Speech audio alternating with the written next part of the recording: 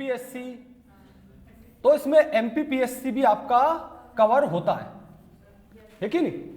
देखो ऐसा तो है नहीं कि आप एमपीपीएससी नहीं दोगे। अरे अभी तो इस साल तो बल्कि सबसे ज्यादा लकी तो इस साल पढ़ने वाले 3 वांट इकट्ठी है। यदि तुम इस साल प्री निकालते हो एक भी, तो आपको इसी साल में कितनी मिलने वाली है? 3 मेंस। तो आदमी आराम से इस साल में 100% सिलेक्शन ले ले। क्योंकि दिक्कत क्या जाती है पीएससी में, जैसे मान लो इंटरव्यू में गए, अब आप पता चले कि आपको आता जाता सब कुछ है, कॉन्फिडेंस नहीं और गलत सलत बोलकर आ गए, है कि नहीं? तो पता चले ऐसे में भी आदमी क्या होता है, डूब जाता है। तो अपन कम से कम आइडिया मिल जाए कि चलो पहला इंटरव्यू नहीं निकला या पहली प्री नहीं निकली, मेंस नहीं निकली, तो मैं दूसरी में संभाल लूं। अच्छा, सबसे पहले बताओ कि अपना एमपी के बारे में आप क्या जानते हो? देखो क्या है, सब्जेक्ट पढ़ना तो तुम बचपन से पढ़ते आ रहे हो, असलियत जब रहती है जब आपको उसके अंदर इंटरेस्ट आए, है कि नहीं? तो ध्यान रखना, मध्य प्रदेश की ढेर सारी विशेषताएं हैं। 2-3 मैं तुमको शॉर्ट में बताता हूं। देखो ये रहा अपना मध्य प्रदेश का मैप। मध्य प्रदेश है, तुमको मालूम है ये दुनिया के कई देशों से बड़ा है। इसका क्षेत्रफल, इसकी जनसंख्या दुनिया के कई देशों से ज्यादा है, 1-2 नहीं। तो ध्यान रखना ये वरदान से कम नहीं है हमारे लिए। जो मालवा पे रहते हैं ना, मालवा की जमीन, तो ध्यान रखना ये हमारे लिए कोई वरदान से कम नहीं है। जैसे ये अपना इंदौर आ रहा है, और दुनिया की सबसे आइडियल जमीनों में से एक। देखो एक जमीन क्या होती है? एनिमल्स के रहने के लिए, एक होती है इंसानों के रहने के लिए। तो हम जो दुनिया की सबसे अच्छी जमीनें हैं ना, उसमें से एक के ऊपर रहते हैं, और वो हमें कहाँ मिली है? हमारे एमपी में। 5 सीजन मिले हमें, सोच सकते हो 5 सीजन। अरे तुमने ऋतु सुनी होगी, 2-3 होती है, टोटल कितने होते हैं? 5, और पांचों के पांचों का मिलते हैं एमपी में। ये मान के चलो हम स्वर्ग में रहते हैं एक प्रकार से। इतनी लंबी चौड़ी, इतनी उपजाऊ, इतनी सारी चीजें, और अब एक वरदान की बात करते हैं। तुमने बहुत क्या कॉमन वर्ड सुना होगा कि एमपी को क्या बोला जाता है? Tiger state. अब टाइगर तुमने नॉर्मली तो देखे होंगे, एक और नाम सुना होगा, व्हाइट टाइगर। यदि एमपी नहीं होता तो शायद आज व्हाइट टाइगर दुनिया में होते ही नहीं। तुमको एक छोटी सी स्टोरी बताता हूं। व्हाइट टाइगर कहां मिलते हैं? रीवा, बुंदेलखंड का पठार। ये एमपीपीएससी में क्वेश्चन आया है कि कौन से पठार के ऊपर जो है व्हाइट टाइगर मिलते हैं। सही है कि नहीं? तो बुंदेलखंड का पठार याद रखना, अपन पठार वगैरह क्या होता है आगे पढ़ेंगे। व्हाइट टाइगर, तो देखो क्या था, पुराने जमाने में जैसे तुमको पता होगा बहुत शिकार होता था, ढेर सारे जानवर खत्म हो गए। फिर गवर्नमेंट ने उनके प्रोटेक्शन के लिए क्या बनाना शुरू करा है? Wild life sanctuary. अरे देखा होगा कि नहीं, सुने होंगे ये शब्द। तो सबसे ज्यादा वाइल्ड लाइफ सेंचुरीज कहां पर है? एमपी में। ये आपने सुना होगा। 10% अपने पास है, 11%, 100 के लगभग आती है। तो 100 के लगभग नेशनल पार्क है, तो 11 अपने पास ही आ जाते हैं सीधे। तो आप ये ध्यान रखना, सबसे ज्यादा वाइल्ड लाइफ सेंचुरीज कहां पर है? एमपी में, पूरे इंडिया में। सबसे ज्यादा फॉरेस्ट एरिया, सबसे ज्यादा जंगल कहां पर है? मध्य प्रदेश में। अब देखो तुमको व्हाइट टाइगर की स्टोरी बताता हूं। पहले बहुत शिकार होता था। तो रीवा के एक राजा थे मार्तंड सिंह। रीवा के किंग कौन थे? मार्तंड सिंह। तो इन्होंने क्या करा, अपने टाइम पे एक सफेद शेर का, एक शेरनी का शिकार करा, है ना? तो उसके 3 बच्चे थे। उसमें से एक क्या था? व्हाइट कलर का। और उसमें उस वक्त प्रथा होती थी कि यदि आपने शेरनी का शिकार करा तो उसके बच्चों का भी शिकार करो। पर मार्तंड सिंह ने इस शेर को बचा लिया, उन्होंने उसको नहीं मारने दिया। और ये क्या है? वास्तव में क्या था? एक व्हाइट टाइगर। इसका उन्होंने नाम क्या रखा? मोहन। और ध्यान रखना, यदि इस मोहन की डेथ हो जाती तो आज शायद हम व्हाइट टाइगर नहीं देख पाते। यह ध्यान रखना, आज की तारीख में दुनिया में जितने भी व्हाइट टाइगर हैं वो सब किसके वंशज हैं? इसी मोहन के। ये ध्यान रखना। तो ये हमारा अचीवमेंट है कि हमने दुनिया को एक कुछ एक्स्ट्राऑर्डिनरी चीज दी है। इसे कभी दुनिया का सबसे सुंदर पशु माना जाता था। इसकी आंखें क्या होती है? एकदम नीली, स्किन होती है व्हाइट। तो दुनिया का सबसे सुंदर पशु किसको माना जाता था? व्हाइट टाइगर को। तो ये हमारे एमपी की देन है, किसको? पूरी दुनिया को। इसकी भी ढेर सारी स्टोरी है। आपने बहुत बड़ा जो है चिड़ियाघर है ब्रिस्टल यूके में, वहां पर इसको स्पेशली पहुंचाया गया था व्हाइट टाइगर को, है कि नहीं? दुनिया के पहले तो इतना क्रेज था इसका कि जो बड़े बड़े राष्ट्रपति और प्रधानमंत्री आते थे। एक आता है डेनिस टिटो, बोरिस टिटो, ये पुराने राष्ट्रपति हैं। तो इन्होंने क्या है, जब ये इंडिया आए थे तो अपने लिए स्पेशल प्रोग्राम रखा था कि भाई मुझे व्हाइट टाइगर देखना है। अरे राष्ट्रपति आए, आप समझते हो बहुत बिजी शेड्यूल होता है, और उन्होंने किसके लिए अपना अलग से टाइम टेबल रखवाया कि मुझे व्हाइट टाइगर देखना है इंडिया में। तो इतना इनका क्रेज था। अब धीरे धीरे कॉमन होने लग गए। तो ये ध्यान रखना, ये क्या आता अपने एमपी का एक ग्रेट अचीवमेंट है जो किसको दिया अपन ने, दुनिया को, और ऐसी ढेर सारी चीजें। चलो अब एक काम करो, सबसे पहला हेडिंग डालो wild life sanctuaries and national park. यहीं से अपन शुरू करते हैं। वैसे तो बहुत इंटरेस्टिंग टॉपिक है एमपी के अपने। अब एक आता है वर्ड नेशनल पार्क और दूसरा आता है वाइल्ड लाइफ सेंचुरीज। तो ये बताओ आपको इन दोनों में अंतर क्या होता है? वन्य जीव अभ्यारण्य, wild life sanctuary, national park, फिर आजकल तो और भी आ गए, यूपीएससी के हिसाब से तो बहुत महत्वपूर्ण है। ऐसे एलिफेंट्स के लिए स्पेशल होते हैं, चीता, यस, ये भी बात कर ही लेते हैं अपन इसको स्टार्ट करने के। चीता, इसमें भी अपने एमपी का बहुत बड़ा रोल है। हाँ, चीते के बारे में क्या जानते हो? पैंथर, चलो तुमको बता ही देता हूं, इसमें भी अपना जो है बहुत बड़ा रोल है। एमपी का कंट्रीब्यूशन हो सकता है। आप पेपर पढ़ा करो, करंट पे ध्यान दिया करो। अभी अपने सीएम ने जो है मीटिंग करी थी, अभी तक अपन ने क्या पढ़ा? टाइगर स्टेट है ना। अरे अभी बोला था, अरे थोड़ा जोर से यार, मर्दों वाली आवाज में, जोर से, लाउडली, गले से नहीं पेट से आवाज निकालो, थोड़ा मजा आना चाहिए। तो अब अपन क्या है, टाइगर स्टेट। हमारे शिवराज सिंह जी चौहान जो है मुख्यमंत्री जी, ये इसको चीता स्टेट भी बनाने की तैयारी कर रहे हैं। हो सकता है कि आप इसमें पढ़े एमपी इज द चीता स्टेट। क्यों? देखो क्या था, भारत में चीते पाए जाते थे। और ध्यान ना, दुनिया का एकमात्र देश है भारत जिसके अंदर शेर और चीते दोनों थे। ध्यान ना, दुनिया के किसी देश में नहीं एक साथ, सिर्फ इंडिया के अलावा। ये अपने पूरे देश का एक बहुत बड़ा अचीवमेंट था। पर हुआ 1952 में, अपन ने भारत में एक आखिरी चीता था जो कहां देखा था, छत्तीसगढ़ के सरगुजा में। उसके बाद चीते खत्म हो गए।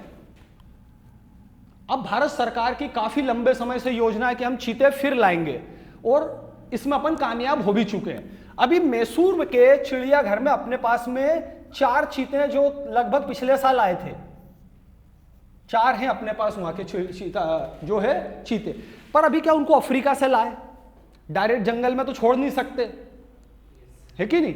अब उनको मैसूर के चिड़ियाघर में रखा हुआ है, और अब धीरे धीरे बारी काय की चल रही है जंगलों में ट्रांसफर करने की। तो जो इंडिया की मोस्ट सुटेबल जगह है कि जहां पर इनको भेजा जा सकता है, तो उसमें एक आता है नोरादेही। नाम सुना नोरादेही? कहां है नोरादेही? क्या है ये? वन्य जीव अभ्यारण्य। कहां पर? सागर जिले में, मध्य प्रदेश का सबसे बड़ा वन्य जीव अभ्यारण्य। ये भी लाइन याद रखना, सबसे बड़ा वन्य जीव अभ्यारण्य, ना कि नेशनल पार्क। नेशनल पार्क आना किस लिए? तो यहीं पर उन चीतों को भविष्य में ट्रांसफर करा जाएगा, ये ध्यान रखना। तो अपन हो सकता है कि चीता स्टेट भी बने। वैसे और भी कई हैं लोकेशन, अपन धीरे धीरे पढ़ेंगे। तो ये ध्यान रखना आपने, शायद चीता स्टेट भी अपन बने। कोशिश रहे जल्दी बने, अच्छा ही है कि नहीं। चलो यहां तक हुआ ना। तो चीते का भी ध्यान रखना, ये न्यूज में आता रहता, आपके काम का है। चलो अपन बात कर रहे थे सबसे पहले वाइल्ड लाइफ सेंचुरीज और बायोस्फीयर रिजर्व की। तो सबसे पहले अपन समझ लेते हैं कि बायोस्फीयर रिजर्व होता क्या है, फिर आगे आगे चलते जाएंगे इनके मीनिंग पे। बायोस्फीयर रिजर्व क्या? जैव मंडल। What is this? क्या होता है ये? देखो, जैसे अपन अभी बात कर रहे थे कि आजकल तो बहुत शिकार भी होता है, अब तो गवर्नमेंट बहुत सख्त हो गई है, पॉल्यूशन भी है, बढ़ती जनसंख्या, जंगल जो है खत्म होते चले जा रहे हैं। तो सीधा जैव मंडल का पहले आप एक सीधा मतलब ये समझो, जैव मंडल मतलब अपन बहुत सामान्य बात को समझने के लिए करें, एकदम टर्मिनोलॉजी पे नहीं जाए, तो समझ लो एक बहुत बड़ा जंगल, फॉरेस्ट। बिल्कुल अपन प्राइमरी लेवल की बात कर रहे हैं कि सबसे पहली बात क्या अपन समझने के लिए क्या बोले, एक बहुत बड़ा जंगल सा। यहां पर क्या होंगे? बहुत सारी फ्लोरा एंड फ्यूना, पेड़ पौधे और जंगली जानवर होंगे। तो ये क्या बन गया अपना बायोस्फीयर रिजर्व, कि यहां पर कुछ खास उस पर्टिकुलर क्षेत्र में पाए जाने वाले क्या मिलते हैं? पेड़ पौधे और जंगली जानवर। सही है कि नहीं? तो एक बहुत बड़ा जंगल, एक बहुत बड़ा एरिया आप समझ लो, वो क्या कहलाएगा? आपका जैव मंडल। इसमें यह भी ध्यान में एमपी में आता है अपना सबसे पहला बायोस्फीयर रिजर्व कौन सा है, पचमढ़ी। ये याद रखते जाना, सब एग्जाम में काम के। सबसे पहला बायोस्फीयर रिजर्व कौन सा, एमपी का पचमढ़ी। काफी काम का है आपके, और इसको तो काफी पढ़ना रहता है यूपीएससी में, तो काफी अच्छा सिलेबस है इसका, है ना। जैवमंडल, तो एक काफी बड़ा एरिया जंगल आप मान ले, वो क्या हो गया आपका बायोस्फीयर रिजर्व। अब देखो जैसे ये बहुत बड़ा एरिया है बायोस्फीयर रिजर्व, तो देखो ये पूरा का पूरा भी आवश्यकता के अनुसार है, नेशनल पार्क भी हो सकता है, आवश्यकता के अनुसार क्या हो सकता है, वाइल्ड लाइफ सेंचुरी भी हो सकती है, या तो ये पूरा भी हो सकता है या इसका एक हिस्सा भी हो सकता है। चाहे ये नेशनल पार्क भी बना सकते हैं इसको, या वाइल्ड लाइफ सेंचुरी भी, एक हिस्से को भी बना सकते हैं, पूरे को भी, एक साथ दो भी हो सकते हैं। दो क्या वाइल्ड लाइफ सेंचुरीज, या दो नेशनल पार्क, या फिर एक नेशनल पार्क और एक बायोस्फीयर रिजर्व, जैसा हमारी जरूरत हो। सही है ना, ये बात ध्यान रखना। तो एक बहुत बड़ा जंगल आप समझ ले, वो क्या कहलाएगा, जैवमंडल।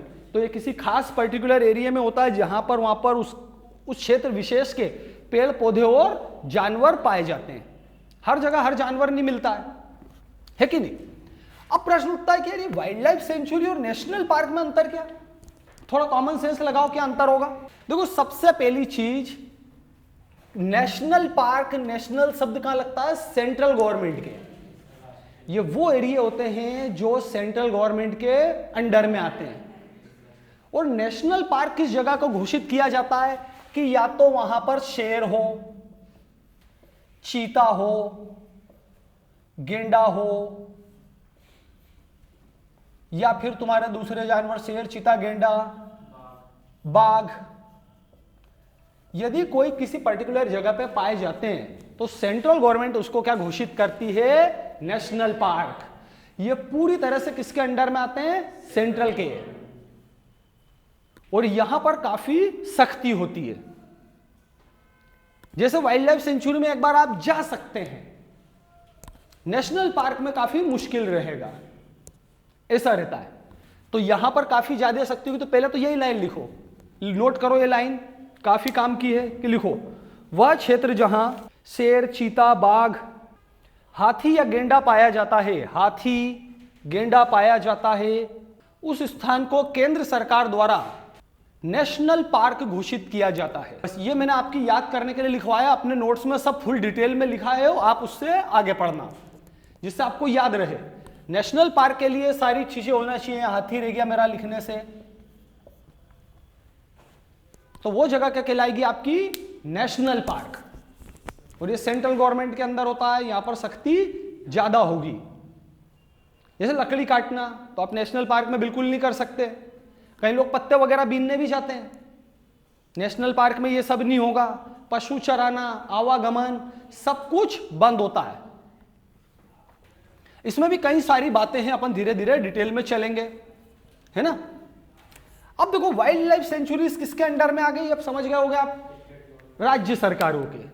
तो लिख लो, अतः वन्य जीव अभ्यारण्य राज्य शासन के अंतर्गत आते हैं। ये नोट करी हुई है, एमपी का सबसे पहला वन्य जीव अभ्यारण्य कौन सा, पचमढ़ी। ये सब एग्जाम के क्वेश्चन है, ध्यान रखना, यहाँ पे सब प्रोटेक्ट करा जाता है। अपन अभी एमपी स्पेशल चल रहे हैं, ठीक है ना, यहां तक बात हुई। अब एक लाइन और नोट कर लो, टोटल मध्य प्रदेश में कुल 11 नेशनल पार्क हैं, जो कि भारत देश में सर्वाधिक हैं। ये लाइन याद रखना, भारत में सबसे ज्यादा नेशनल पार्क कहां पर है, एमपी में। आपको लग ही रहा होगा कि अपन कितने धनवान हैं फ्लोरा फ्यूना के मामले में, कुदरत कितनी मेहरबान है अपने एमपी पे, ठीक है। अच्छा, देश में कितने हैं, टोटल 100, और इंडिया में कुल कितने हैं, 100। लिख लो, नोट कर लो, छोटी छोटी लाइनें हैं, देश में कुल, ये सब नोट्स में मिल जाएगा आपको जो आप पढ़ेंगे। पर क्या अभी थोड़ा आपको रिवीजन लगाने के हिसाब से भी तो रहे, ठीक है। यहां तक आगे चलें। अब अपन एक एक के इंट्रोडक्शन के बारे में आते हैं। एक और नोट कर ही लेते हैं, वाइल्ड लाइफ सेंचुरीज। हाँ, एमपी में कितनी वाइल्ड लाइफ सेंचुरीज है अभी की तारीख में, 31 लिख लो। मध्य प्रदेश में 31 वन्य जीव अभ्यारण्य। यह भी इंपॉर्टेंट फैक्ट है, बिल्कुल एग्जाम में संख्या याद करके जाना। इसमें 31 या कोई कंफ्यूजन नहीं होना चाहिए 11 में या 31 में, काफी महत्वपूर्ण है ये। और लिखो 6 टाइगर रिजर्व हैं, ये काफी काम की लाइन है। मध्य प्रदेश में कितने टाइगर रिजर्व हैं? 6। मैं आपको अभी बिल्कुल मतलब के फैक्ट्स ही बता रहा हूं जो एग्जाम में ऐसे कैसे क्वेश्चन आते हैं। ये तीनों लाइनें आने जैसी है आज नहीं तो कल एग्जाम में, कि टाइगर रिजर्व कितने, वाइल्ड लाइफ सेंचुरी कितनी, नेशनल पार्क कितनी, एमपी स्पेशल की जैसे अपन बात करें तो इंडिया का भी नहीं कर रहे, फिर अपन और आगे चलेंगे। फिर अपने को जैसे हाथियों के लिए है कहां कहां, एमपी में तो कोई भी हाथी के लिए नहीं है रिजर्व, टाइगर रिजर्व जरूर है। अब एक और यहां आती है प्रोजेक्ट टाइगर, काफी महत्वपूर्ण लाइन। तो जैसे आप देखो नाम से तो समझ ही गए होगा, आपका कॉमन सेंस बोलता है व्हाट इज दिस, क्या मतलब है प्रोजेक्ट टाइगर का? टाइगर को प्रोटेक्ट करना, उनकी संख्या को बढ़ाना। अपने यहां पर कहां पर चलता है? 6 जगह पे चलता है, 6 अलग अलग नेशनल पार्क में। लिख लो प्रोजेक्ट टाइगर 1973 में प्रारंभ किया गया था, 3 में प्रारंभ किया गया था। और इंटरनेशनल लेवल पर इसको स्टार्ट करने वाला आदमी कौन है? नाम काफी महत्वपूर्ण है। अंतरराष्ट्रीय स्तर पर किसने स्टार्ट करा? काफी महत्वपूर्ण नाम, एमपी का भी और इंडिया का भी, गैनी मैनफोर्ड। गैनी मैनफोर्ड अंतरराष्ट्रीय स्तर पर टाइगर, प्रोजेक्ट टाइगर किसने स्टार्ट करा था? गैनी मैनफोर्ड। और इससे ज्यादा महत्वपूर्ण हमारी किसी भी परीक्षा के लिए कि इंडिया में किसने स्टार्ट करा? काफी महत्वपूर्ण ये क्वेश्चन मान के चलो पिछले 4-5 सालों में तो हर जगह दिखा है। कैलाश सांखला, और राष्ट्रीय स्तर पर या भारत में किसने स्टार्ट करा है? कैलाश सांखला ने। ठीक है, यहां तक ये इतनी बातें याद रखना। चलो अपन अब शुरू करते हैं अपने एमपी की खास खास वाइल्ड लाइफ सेंचुरीज से, जहां से क्वेश्चन आते हैं। फिर अपन नेशनल पार्क करेंगे। वाइल्ड लाइफ सेंचुरीज से लिखो मध्य प्रदेश की प्रमुख वन्य जीव अभ्यारण्य कौन कौन से, जरा नाम बताओ। तो पहला नाम लिखो रालामंडल, और ये कहां पर है? इंदौर। और मध्य प्रदेश का सबसे छोटा वन्य जीव अभ्यारण्य, इसलिए काफी महत्व का हो जाता है, सबसे बड़ा सबसे छोटा दोनों जरूरी चीजें हैं। कभी आपने देखा रालामंडल? पिकनिक मनाने जाना अब, अरे वह नोरा देही इन्होंने सबसे बड़ा वाला देख रखा है, बहुत अच्छी बात है। तो ये अपने यही आता है, इंदौर में ही है, देवगुड़ारिया के थोड़ा सा आगे आप जाना। तो सबसे पहले तो देखो ये काफी काम की बात है कि ये कहां पर है? इंदौर में। जितने भी आपकी चाहे वाइल्ड लाइफ सेंचुरी आए, नेशनल पार्क आए, वो यदि अपन नेशनल लेवल पर देखें तो क्या आ जाती है? स्टेट है ना, राज्य का नाम आएगा। और यदि अपन अब तो एमपी स्पेशल की बात कर रहे हैं तो फिर क्या आ जाएंगे? जिलों के नाम, कि मेनली वो किस जिले में। कुछ एक ऐसे भी हैं जो एक से ज्यादा जिलों में फैले हुए हैं, ऐसा है। तो मेनली वो किस जिले में आता है ये जरूरी हो जाता है। तो इसका ध्यान रखना। रालामंडल का महत्व क्यों हो जाता है? क्योंकि ये इंदौर में है, और सबसे बड़ी बात ये छोटा है कि नहीं। एक और तुमको मैं काम का बता देता हूं, खेवनी, इसको भी नोट कर लो। खेवनी वन्य जीव अभ्यारण्य कहां, ये बताओ। खेवनी ये क्या है? ऐसा कोई बहुत फेमस तो नहीं है, पर परीक्षा वालों को न जाने क्या प्यार है इससे, कि वो इसके बारे में पूछते रहते हैं। पिछले यदि 1-2 साल में मैं एग्जाम देखूं एमपी वाली, तो ये क्वेश्चन जरूर दिखा है। खेवनी है तुम्हारे कहां पर? देवास जिले में। यह भी उतना विकसित नहीं है पूरी तरह से, है ना, वर्क इन प्रोग्रेस कहें, पर एग्जाम के लिए काफी सेकंड नंबर पर यह महत्वपूर्ण हो जाता है। मेरे को याद आ गया इंदौर बोलते बोलते खेवनी, तो इसको भी ध्यान रखना। और यहीं पर क्या निकलती है? बाल गंगा नदी। इसके अंदर क्या है? बाल गंगा नदी। अपन एमपी की नदियां पढ़ेंगे उसमें भी आएगा ये, तो ये ध्यान रखना। खेवनी कहां पर है? सिर्फ इतना याद रखो, देवास में। ये लीक से हटकर थोड़ा सा क्वेश्चन हो जाता है, पर सेकंड नंबर पर काफी इंपॉर्टेंट है। मोस्ट इंपॉर्टेंट तो अपन पढ़ ही रहे हैं। तो खेवनी का ध्यान रखना, देवास जिले में। और यहां पर क्या है? बाल गंगा नदी। बस ये 2 इसमें काम की चीजें, ठीक है ना। चलो अब अपन आते हैं अपने काफी महत्वपूर्ण पर। लिखो बोरी, बोरी वन्य जीव अभ्यारण्य। बोरी काफी महत्व है इसका भी, नाम सुना? कहां है बोरी वन्य जीव अभ्यारण्य? देखो भारत में जब अंग्रेजों ने इस बात के बारे में गंभीरता से सोचा कि बहुत शिकार हो रहा है, हमें जानवरों को बचाना पड़ेगा। तो उसकी जो सबसे पहली मीटिंग हुई थी, समझ रहे हैं ना, सबसे पहली मीटिंग वो कहां हुई थी? उस जगह को हम आज के नाम से किस नाम से जानते हैं? बोरी वन्यजीव अभ्यारण्य, होशंगाबाद जिले में। ये लगभग इंडिया के सबसे पुराने जो हैं वाइल्ड लाइफ सेंचुरीज में से एक है। लिखो, यह होशंगाबाद जिले में स्थित है और इसकी डेट आ रही है 1865। लगभग अंग्रेजों ने पहली बार जब सोचा कि हमको इंडिया में प्रोटेक्ट करना है एनिमल्स को, तो जो पहली मीटिंग हुई थी वो कहां हुई थी? बोरी में, बोरी वन्यजीव अभ्यारण्य के नाम से जिसको हम जानते हो। और जिला क्या हो गया? होशंगाबाद। 1865, इतना पुराना है ये, है कि नहीं? सोच सकते हैं आप, इसको बोला था इंडिया भारत के सबसे पुराने वन्यजीव अभ्यारण्यों में से एक। चलो ठीक है, अब आओ सेकंड पे लिखो नोरादेही। कहां है ये? सागर। ये आसपास के जिलों में भी फैला है, पर मेन नाम है क्या? सागर में। ठीक है, लिखो, यह राज्य का सबसे बड़ा वन्यजीव अभ्यारण्य है और ये चीतों के कारण से बहुत न्यूज में आ जाता है कि यहां पर ये लाइन याद रखो, यहां पर क्या आने वाले हैं? कि चीतों को लाने की योजना है, इसलिए लाइन ये नोट कर लो। और इसका ध्यान रखना, ये आज नहीं तो कल अपने काम में आ सकता है। सरकार द्वारा यहां पर चीतों को लाने की योजना अभी अभी मैसूर के चिड़ियाघर में है। जब उनको जंगल में ट्रांसफर करा जाएगा तो कहा जाएगा वो फिर नोरादेही में आने की पॉसिबिलिटी है। अपने जैसे सीएम हैं तो ये तो बिल्कुल तैयारी कर रहे हैं कि हमारे राज्य में आए, क्यों नहीं चाहेगा कोई भी? तुम भी यही चाहते हो कि मेरे ख्याल से सही में है कि नहीं बात, कि एमपी में आ जाए हमारे नोरादेही में, सागर जिला।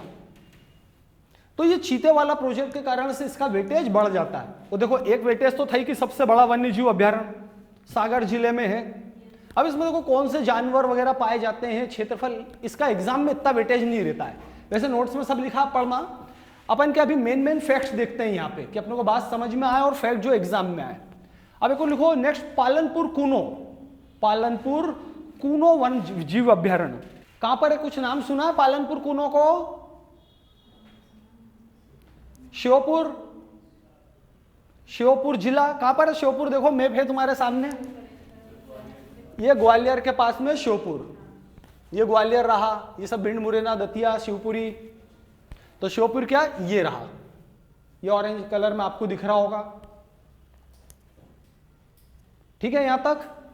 अब यहां पर दो चीजें देखो, आपने वो एशियाटिक लॉयन सुना होगा, एशियाटिक, अरे सुना है कि नहीं? गिर जंगलों में गुजरात के, अरे एशियाटिक लॉयन सुने हो ना? टीवी पे कितना आता, अमिताभ बच्चन दिन भर गुजरात घूमने बुलाते रहते, तुम गए नहीं, है कि नहीं? तो क्या होता है, एशियाटिक लॉयन जो है ना, ये पूरे वर्ल्ड में सिर्फ कहां पर है? इंडिया में, गिर के जंगलों में। गिर कहां आता है? गुजरात, है ना? तो क्या हुआ, कुछ साल पहले एक्सपर्ट लोगों ने ये सजेशन दिया कि यार सारे शेरों को एक साथ रखना बहुत रिस्की हो सकता है, कोई बीमारी फैल गई तो सबकी डेथ हो जाएगी। तो उन्होंने ये बोला है कि इनको दूसरी जगह पर भी ट्रांसफर करो। तो क्या योजना चल रही है अपने श्योपुर में लाने की, ऐसा, पर अभी किस अलग अलग कारण है ढेर सारे, तो अपन नहीं बोल सकते, पर यहां पर लाने की योजना है किनको? एशियाटिक लॉयंस को। इसलिए इसको याद रखना, आप समझ गए? तो लिखो यहां एशियाटिक लॉयंस को लाने की योजना है। अब एशियाटिक लॉयन आए तो क्या होगा, उससे इफेक्ट बताएं। अरे एशियाटिक लॉयन आ गए, क्या होना है उससे फायदा? वो क्या बन जाएगा? National park. अभी आपको पढ़ाया, यदि एशियाटिक लॉयन आ गए तो फिर ये वाइल्ड लाइफ सेंचुरी से काय में कन्वर्ट हो जाएगा? नेशनल पार्क में। सही है ना? ये भी नोट कर लो, ये लाइन भी, तो उसके बाद इसे नेशनल पार्क का दर्जा दिया जाएगा। अभी अपन बात कर रहे थे चीतों की, आपको मैंने बताया अभी कहां लाने की योजना है अपनी चीते? अरे अभी बताया ना कहां लाने की योजना है, भूल गए? नोरादेही। पर उसके अलावा दूसरा कौन सा है तुम्हारा? पालनपुर कूनो। यहां पर भी ला सकते हैं, लिख लो, यहां पर भी चीतों को लाने की योजना है। और वो जैसा भी अपने एक्सपर्ट कमेटी बताएगी, तो नोरादेही या फिर पालनपुर कूनो, इसलिए इनका वेटेज परीक्षा में बहुत बढ़ जाता है। ये क्या बहुत न्यूज में रहेंगे अब, क्योंकि चीतों को बार बार मीटिंग चलेगी नेशनल लेवल पर, स्टेट लेवल पर, सब स्टेट सरकार चाहेंगी कि हमारे यहाँ आ जाएं। अभी क्या आप पेपर थोड़ा पढ़ना स्टार्ट करो, अभी नया नया आपने शुरू करा, पर क्या होता है अभी थोड़े दिन पहले की बात है, पिछले वीक की, इन्होंने मीटिंग ली थी और वहां पर शिवराज सिंह चौहान जी ने बोला है कि हम जो है चीता स्टेट बनाने की सोच रहे हैं। ये बात अब धीरे धीरे शुरुआत हुई, अब कोई छोटा काम तो है नहीं कि घोषणा कर दें, पर इनके दिमाग में क्या चल रहा है कि हमको बनाना है एमपी को। अभी भी बहुत सारे अपने निकनेम है ना, एमपी को क्या क्या बोला जाता है, एक तो हो गया टाइगर स्टेट, और दूसरा सोयाबीन स्टेट, और नदियों का मायका, सही ना, हृदय प्रदेश, ये सब अपने एमपी का नाम है। तो अब चीता स्टेट भी जुड़ने वाला है। चलो ठीक है, यहां तक हुआ पालनपुर कूनो का। इतना जरूर याद रखना, और देखो इसके करंट के बारे में थोड़ा ज्यादा ध्यान रखना, क्योंकि अब ये दोनों काफी न्यूज में रहेंगे। नोरादेही का लोकेशन, नोरादेही की क्या, अरे कहाँ है, सागर। पालनपुर कूनो कहाँ है, श्योपुर। और अभी एक और पड़ा बोरी, वो कहाँ है, होशंगाबाद। खेवनी, देवास, राला मंडल, इंदौर। देखो कुछ कठिन है क्या, आराम से याद हो जाता है, कुछ भी नहीं है। चलो आगे लिखो, रातापानी, रातापानी वन्य जीव अभ्यारण्य। हाँ, कहां पर है ये रातापानी, काफी महत्वपूर्ण, एग्जाम में आने जैसा। सबसे पहले तो लोकेशन बहुत जरूरी है कि किस जिले में आता है। रातापानी लिख लो, रायसेन जिले में, ठीक है। और इसकी विशेषता क्या, टीक के जंगल, टीक के पेड़ होते हैं, टीक, वो लिखो, यह टीक के जंगलों के लिए प्रसिद्ध है। यहां पर भारी मात्रा में टीक के पेड़ पाए जाते हैं। अब नेक्स्ट लिखो, सेलाना पक्षी अभ्यारण्य। सेलाना, सेलाना कहां, ये तो इंदौर के लोगों को तो मालूम होना चाहिए, रतलाम जिला। कैसे याद है वैसे रतलाम का, सेलाना एक गांव का नाम है जो रतलाम जिले में आता है। यहाँ पे एक बहुत फेमस ककड़ी मिलती है सेलाना ककड़ी के नाम से, बरसात के शुरुआत में आती है ये, तो ये बहुत फेमस है, एक्सपोर्ट होती है। जैसे मैंने बोला था कि अपने एमपी की ढेर सारी विशेषता हैं यूनिक, तो उसमें से एक आती है तुम्हारी ये सेलाना ककड़ी। ये काफी लंबी चौड़ी होती है, बहुत टेस्टी, अरब देशों में काफी मात्रा में एक्सपोर्ट होती है ये, है कि नहीं। तो ये भी अपना एक यूनिक फीचर है एमपी का, कि अपन यदि अपने यहाँ पर इनकम बढ़ाना चाहें, एक्सपोर्ट बढ़ाना चाहें, तो इस तरह की यूनिक फीचर दिए हुए हैं। एक और आता है कड़कनाथ, ये नाम सुना है कि नहीं, चलो हाँ कड़कनाथ। तुम तो सब वेजिटेरियन हो गए, है कि नहीं, कंफर्म है कि नहीं सारे। हाँ मैं भी वेजिटेरियन ही हूं, पर ये क्या एक मुर्गे की प्रजाति जो टोटली क्या होता है, ब्लैक, ऐसा रहता है। तो ये भी अपना यूनिक फीचर है, जो झाबुआ या गर्म जगह पे पाया जाता है, जहाँ पे थोड़ी गर्मी रहती है, झाबुआ वगैरह की विशेषता है ये, और भी कहीं मिलता है। तो ये हो गया सेलाना ककड़ी, ऐसे कई सारी चीजें हैं जो यूनिक है पूरी दुनिया में। तो अपन क्या अपनी इनकम, अपना एक्सपोर्ट, लोगों को रोजगार देना, इन चीजों पर फोकस करें ना, तो काफी तेजी से आगे बढ़ सकते हैं। चलो ठीक है, तुमको दो आइडिया बता दिए, अब दिमाग में रखना, कड़कनाथ भी न्यूज में रहते हैं, और सेलाना ककड़ी, हाँ जीआई टैग है वो, बिल्कुल सही है। ये अपन आगे जीआई टैग है जो अपने पूरे एमपी के खास खास कौन कौन से हैं, ये सब अपने को करना है। ठीक है, यहां तक अपन पहुंच गए। अपन ने बात कर दी क्या, सेलाना का, लिखो यार रतलाम जिले में स्थित है। नेक्स्ट लिखो, घाटी गांव वन्य जीव अभ्यारण्य। घाटी गांव ये कहां है, ग्वालियर का कौन रहने वाला है, लिखो ग्वालियर जिले में स्थित है। ये क्या खास यूं हो जाते हैं कि इनके खास किसी एनिमल को प्रोटेक्ट करने के लिए बने, और लिखो यहां पर क्या करा जाता है, सोन चिड़िया का प्रोटेक्शन। सोन चिड़िया ये आपके भिंड, मुरैना, दतिया, ग्वालियर इन एरियो में काफी पाई जाती है। लिखो इसे ग्रेट इंडियन बस्टर्ड सेंचुरी भी कहा जाता है। ग्रेट इंडियन बस्टर्ड सेंचुरी किसको किसको बोला जाता है, घाटी गांव को। घाटी गांव वन्य अभ्यारण्य कहां है, ग्वालियर। सेलाना कहां है, रतलाम। अब जो क्या 10 मिनट इसको बैठ के जितने नाम लिखा ना, याद करने की कोशिश करना, ऐसे याद हो जाएंगे, कुछ कठिन नहीं है। Bustard sanctuary. चलो एक और लिख रहे थे इंपॉर्टेंट, करेरा वन्य जीव अभ्यारण्य। करेरा, इसके साथ एक ड्रॉबैक है, बुरी बात जुड़ी हुई है, अपन नहीं चाहते हैं लागू हो, इसलिए भी जरूरी हो जाता है। करेरा कहां है, शिवपुरी। अब देखो यहां पर भी क्या होता है, सोन चिड़िया को जो है प्रोटेक्ट करने के लिए बनाया गया था, पर अलग अलग कारणों से ये जो है प्रोटेक्शन नहीं हो पा रहा है सोन चिड़ैया का। तो इसका जो है सरकार दर्जा वन्य जीव अभयारण्य का खत्म करने के ऊपर जा रही है। इसका क्या है, वन्य जीव अभयारण्य का दर्जा खत्म हो सकता है, अभी नहीं करा है। तो ये अपने लिए काफी नेगेटिव बात होगी कि भारत में पहली बार ऐसा होगा। तो अपन नहीं चाहते कि ऐसा हो जाए हमारे मध्य प्रदेश के साथ कि किसी जगह का, तो इसलिए इसको ध्यान रखना है ना, लिख लो। यह सोन चिड़ैया के संरक्षण के लिए बनाया गया था, परंतु अपरिहार्य कारणों से, कारण मत लिख देना, हाँ, अपरिहार्य कारणों से सोन चिड़ैया का संरक्षण नहीं हो पा रहा है, सोन चिड़ैया का संरक्षण नहीं हो पा रहा है। अतः इसका वन्य जीव अभयारण्य का दर्जा समाप्त किया जा सकता है, अतः इसका वन्य जीव अभयारण्य का दर्जा समाप्त किया जा सकता है। ठीक है ना, चलो आज अपन इतने ही रखते हैं। थोड़ा आप इनको बैठ के सारे जितने नाम लिखा है याद करना, इजी है मेरे ख्याल से। मैंने आपको सारे एग्जाम ओरिएंटेड फैक्ट्स बता दिए हैं, नोट भी करवा दिए हैं, डिटेल इनकी बाद में नोट्स में मिलेगी आपको। चलो आज इतना ही रखते हैं, फिर इसको अपन आगे कंटिन्यू करेंगे।